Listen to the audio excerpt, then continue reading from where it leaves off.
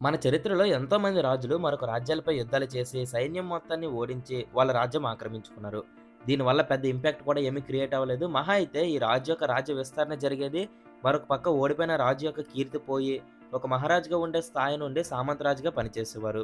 కానీ 1953లో 2 రాజ్యాల మధ్య జరిగిన యుద్ధంలో గెలిచిన రాజ్యం అవతల వైపు ఉండే ఒక ప్రాంతాన్ని స్వాధీనం చేసుకున్నందుకు గాను దాని తర్వాత జరిగిన 600 సంవత్సరాల యొక్క చరిత్ర మారిపోయింది. ఈ రోజు మనం ఎంతో అడ్వాన్స్డ్ టెక్నాలజీతో బోలెడన్ని పరికరాలు వాడుతున్నాం. ఆఖరికి ఇప్పుడు మనం చూస్తున్న ఫోన్స్ ఇలా వీటన్నిటికి ఆరంభం ఆ రోజు ఒక రాజ్యం ఆ ప్రాంతాన్ని స్వాధీనం చేసుకోవడం వల్లే జరిగింది. అందుకే ఈ రోజు కూడా ఈ మొత్తం ఇన్సిడెంట్‌ని బటర్‌ఫ్లై ఎఫెక్ట్ గురించి ఒక బెస్ట్ ఎగ్జాంపుల్‌గా వాడతారు. అసలు ఆ 2 రాజ్యాలు ఏంటి? అది గెలుచుకున్న ఆ ప్రాంతం కారణంగా ఎందుకు మన భవిష్యత్తు మారింది? ముఖ్యంగా ఈ బటర్‌ఫ్లై ఎఫెక్ట్ అంటే ఏంటి? ఇలా వీటన్నిటి గురించి మనం ఈ వీడియోలో మాట్లాడుకుందాం. ముందుగా బటర్‌ఫ్లై ఎఫెక్ట్ ఏంటంటే, ఒక చోట జరిగిన చిన్న మార్పు మరొక చోట ఊహించని పరిణామాలకి దారి తీయవచ్చు అనే విషయాన్ని ఎక్స్‌ప్లెయిన్ చేసేది బటర్‌ఫ్లై ఎఫెక్ట్. దీన్ని మొదటిసారిగా 1961లో ఎడ్వర్డ్ లారెన్స్ అనే అతను ప్రతిపాదించారు. దీనికి గాని ఈయన ఒక స్టేట్మెంట్ కూడా ఇచ్చారు. అదే బ్రెజిల్‌లో సీతాకోకచిలుకలు రెక్కలూపితే అమెరికాలో ఉండే టెక్సాస్‌లో సుడిగుండం ఏర్పడుతుందని.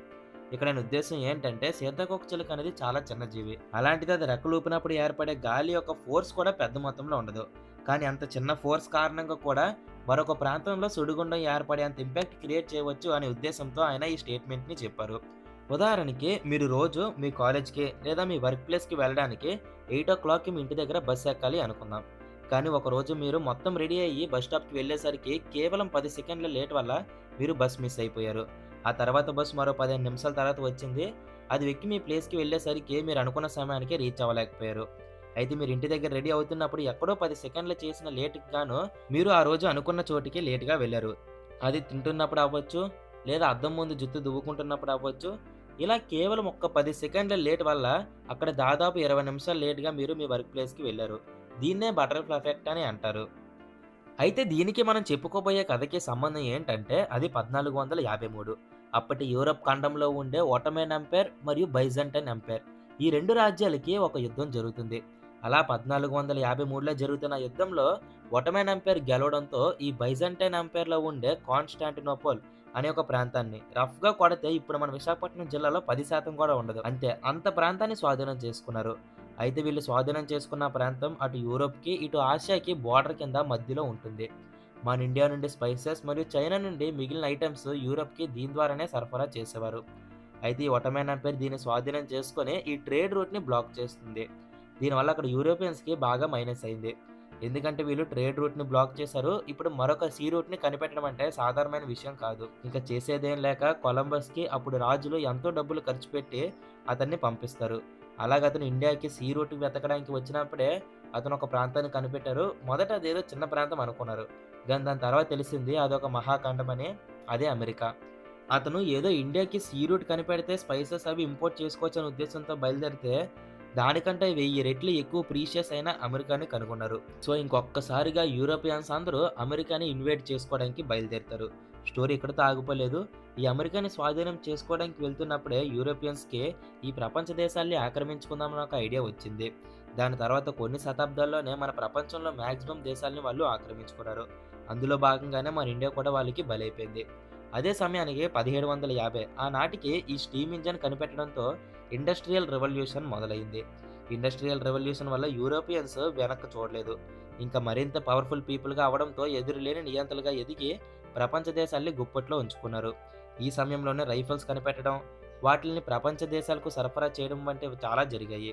దీని తర్వాత జరిగిన 2 ప్రపంచ యుద్ధాల్లో ఈ రైఫిల్స్ కారణంగా ఎంత విధ్వంసం మరియు ప్రాణ నష్టం జరిగిందో మనం చూసాం. ఆఖరికి అణుబాంబులు కూడా తయారు చేసి లక్షలాది మంది ప్రాణాల్ని బలి తీసుకుంది. ఇంత విధ్వంసం జరిగాక ఇదే గాని కొనసాగితే ఇంక మన ప్రపంచం ప్రమాదంలో ఉందని అప్పుడు ఒక ఒప్పందానికి వచ్చి యునైటెడ్ నేషన్స్‌ని స్థాపించారు.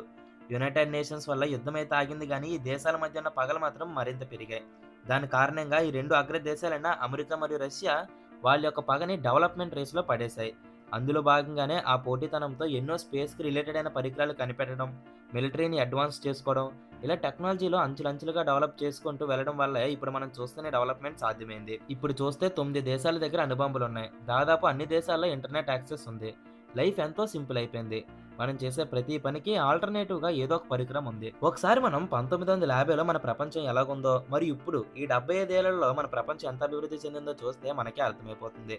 గత 1000 ఏళ్లుగా ఉన్న అభివృద్ధి ఒక ఎత్తు అయితే, ఈ 75 ఏళ్లుగా మన ప్రపంచం చూసిన అభివృద్ధి మరొక ఎత్తు. ఇంత అభివృద్ధికి కారణం యునైటెడ్ నేషన్స్ అని మనం నాటిన ఒక మొక్క. అది ఏర్పడడానికి కారణం 2 ప్రపంచ యుద్ధాలు జరగడం. ఆ 2 ప్రపంచ యుద్ధాలు అంత తీవ్రతకు చెందడానికి కారణం రైఫిల్స్. ఆ రైఫిల్స్ అన్నీ ఇండస్ట్రియల్ రెవల్యూషన్ టైమ్ పీరియడ్‌లో కనుగొన్నవే. ఇండస్ట్రియల్ రెవల్యూషన్ మీద యూరోపియన్స్ అంత ఇంట్రెస్ట్ మరియు పెట్టుబడి పెట్టడానికి కారణం ప్రపంచ దేశాలను ఆక్రమించుకొని గుప్పెట్లో పెట్టుకోవాలనే ఉద్దేశంతో. వాళ్ళకది మొదట రావడానికి కారణం వాళ్ళు కనుగొన్న అమెరికాని స్వాధీనం చేసుకోవడం. అమెరికాని కనుగొనడానికి కారణం కొలంబస్ దాన్ని ఇండియా ఏమో అనుకోవడం. అసలు కొలంబస్ ఇండియాకి బయలుదేరడానికి కారణం ఈ కాన్స్టాంటినోపుల్ అనే ప్రాంతాన్ని ఒట్టోమన్ ఎంపైర్స్ ఆక్రమించుకొని ట్రేడ్ రూట్‌ని బ్లాక్ చేయడం. సో, ఇక్కడ ఎప్పుడో 1453లో జరిగిన ఒక చిన్న ఇన్సిడెంట్ వల్ల దాని తర్వాత జరిగిన 600 సంవత్సరాల యొక్క చరిత్ర ఈ విధంగా మారిపోయింది. ఒకవేళ ఆ రోజు ఆ ప్రాంతం గాని స్వాధీనం చేసుకోకపోతే, లేదా బైజాంటైన్ ఎంపైర్ ఆ యుద్ధంలో గెలిస్తే, ఈ 600 సంవత్సరాల యొక్క చరిత్ర మరో విధంగా గడిచేది. ఇప్పుడు మనం చూస్తున్నంత టెక్నాలజీ కూడా ఉండకపోవచ్చేమో. మరి మొత్తం ఇన్సిడెంట్ మీద మీ అభిప్రాయం ఏంటో ఖచ్చితంగా కామెంట్ చేయండి. అండ్ మరొక వీడియోతో కలుసుకుందాం. బాయ్.